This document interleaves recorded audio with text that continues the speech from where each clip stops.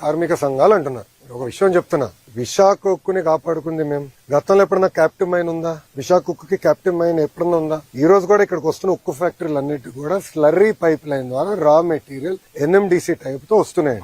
Market price ఇది private sector గానీ ఎవరికైనా కానీ మార్కెట్ ప్రైస్. ఈ రోజు మేము కారులో వస్తుంటే ఒక ప్రతిపాదన వచ్చింది, స్లరీ పైప్ లైన్ నుంచి విశాఖ ఉక్కు కూడా ఇవ్వాలి. కానీ దాని గురించి ఏనాడు ఏ కార్మిక సంఘ నాయకుడు మాట్లాడరు. కార్మికులు మాట్లాడుతున్నారు. నన్ను అడిగారు కార్మికులు, అన్నా మీరు దీన్ని కూడా స్లరీ పైప్ లైన్ వేస్తే బాగుంటుంది నన్ను అడిగింది ఒక పని చేస్తున్న కార్మికుడు. తప్పనిసరిగా చేద్దాం, 100% చేయాలి. దానికి ఎక్కువ మనకి రైల్వే సైడింగ్ అని కూడా ప్రాబ్లం లేదు.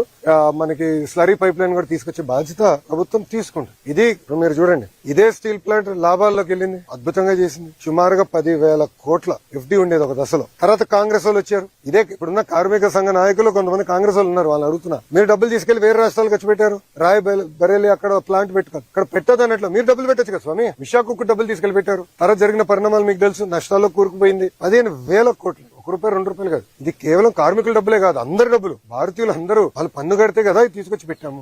భారతదేశంలో ఏ రాష్ట్రంలో ఇట్లా ప్రైవేటీకరణ జరగకుండా ఆపిన స్టీల్ ప్లాంట్ ఒకటి కూడా లేదు. అలాంటిది విశాఖ ఉక్కు కేవలం 1 and only ఇండియా ప్రభుత్వం ఆపింది. ఎందుకంటే మనకి ఎమోషన్ తట్టచ్చు.